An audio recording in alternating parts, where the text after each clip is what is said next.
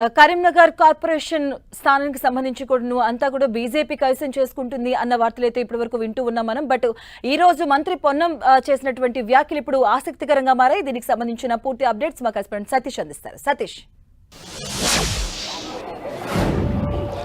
Karimnagar corporation వేదిక రాజకీయాలు వేడెక్కుతున్నాయి. ఇటు బీజేపీ 30 డివిజన్లలో బీజేపీ సంబంధించిన అభ్యర్థులు విజయం సాధించారు. ఇందులో 2 స్వతంత్ర అభ్యర్థులు, అదేవిధంగా మరొక 2 ఆల్ ఇండియా ఫార్వర్డ్ బ్లాక్ సంబంధించినటువంటి అభ్యర్థులు వీరంతా కూడా బీజేపీలో చేయడంతో సంఖ్యాబలం 34 చేరింది. దీనిలో ఎక్స్ అఫియో సభ్యులు ఉన్నటువంటి బండి సంజయ్ని కలుపుకుంటే 35, మొత్తం 35 సంఖ్యాబలంగా బీజేపీ చెబుతుంది. మిగతా ఏవైతే 66 డివిజన్లకు గాను మిగతా డివిజన్లు ఉన్నాయో అందులో మిగతా స్వతంత్ర అభ్యర్థులు, అదేవిధంగా బీఆర్ఎస్ సంబంధించినటువంటి ఎంఐఎం సంబంధించిన ఇండిపెండెంట్ అభ్యర్థులు విజయం సాధించడం జరిగింది. ఈ విజయం సాధించిన ఇండిపెండెంట్స్తో పాటు ఇటు ఎంఐఎం, బీఆర్ఎస్, కాంగ్రెస్ వీరంతా కూడా ఒక కూటమిగా ఏర్పడి బీజేపీని దక్కించుకోబోయే సీటును వీరంతా కూడా దక్కించుకోవాలని చెప్పి ఒక ప్లాన్ చేస్తుండడం మాత్రం ఇక్కడ పొలిటికల్ హీట్ పెంచుతుందని చెప్పుకోవచ్చు. కరీంనగర్లో కాంగ్రెస్ 14, అదేవిధంగా బీఆర్ఎస్ 9, ఎంఐఎం 3, ఆల్ ఇండియా ఫార్వర్డ్ బ్లాక్ 2, ఇండిపెండెంట్స్ 8 మంది విజయం సాధించారు. మొత్తం 36 మంది విజయం సాధించడంతో ఇటు బీజేపీ సంబంధించినటువంటి అభ్యర్థులు 30 మంది సాధించారు. మొత్తం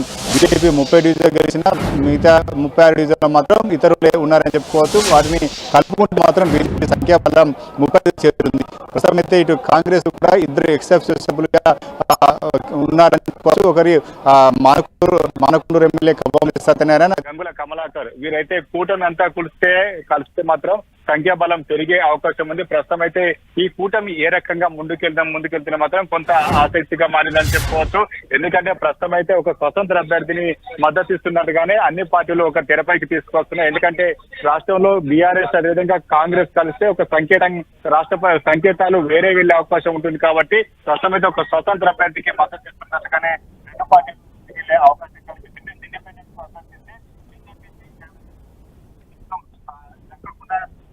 Right.